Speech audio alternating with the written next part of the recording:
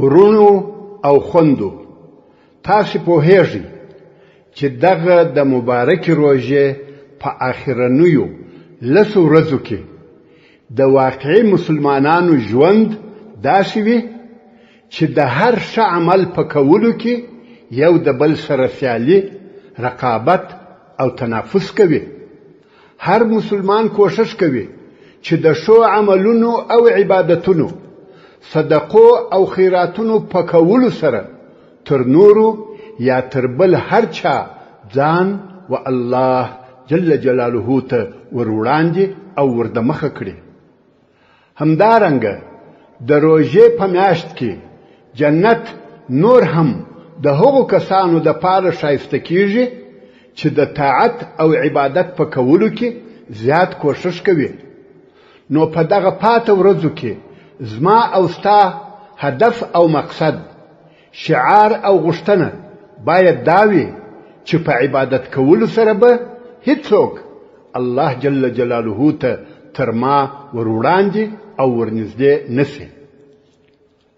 موږ مسلمانان د روژې پر کوچېدلو یا پای رسېدلو غمجن نه یو، ځکه دغه مبارکه میاشت به پر کال بیا راسي. خو زموږ غمجني او خواشیني پر دې ده چې دغه مبارکه میاشت به په راتلونکي کال کې په داسې حال کې راسي چې موږ به له دې فاني دنیا څخه د مرګ په سفر سره د ابد دپاره کوچېدلي یو. نو زموږ دغه اوسنۍ روژه باید د هغه چا پر ډول وي چې د دنیا څخه د ابد دپاره رخصتیږي. او دغه د سږ کال د تراویح لمونځ مو باید د هغه چا پر ډول د تراویح لمونځ وي چې بیا په راتلونکي کال کښې د دغه لمانځه د ادا کولو وخت او موقع نه ورکول کېږي. ورونو او خوندو، تر اوسه لا د روژې څو د ګوتو په شمار ورځې پاته دي. اوس لا هم د داسې لمانځه د ادا کولو دپاره، د هغې دعا د کولو دپاره، د هغو اوښکو د تویولو دپاره وخت لرې چې ستا ژوندانه ته تغییر ورکولی شي. نو دغه څو پاته ورځې غنیمت وبوله او د دوژخ له اوره د ځان د نجات او خلاصون دپاره کوشش وکړه. موږ نه یو خبر چې پر کال به څوک مړه او څوک ژوندي وي.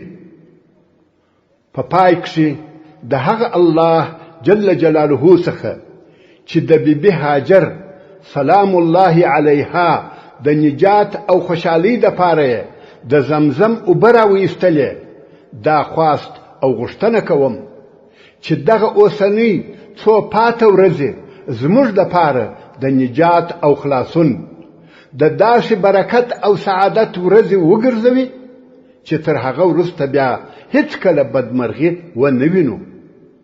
الهي زموږ مهربانه ربه، زموږ څخه زموږ ښه عملونه ستا په فضل او کرم قبول کړې او زموږ تر خطا او ګناهونو ستا په لطف او مهرباني سره راتیر سه. وصلى الله تعالى على سيدنا وحبيبنا وشفيعنا محمد وعلى آله وصحبه أجمعين.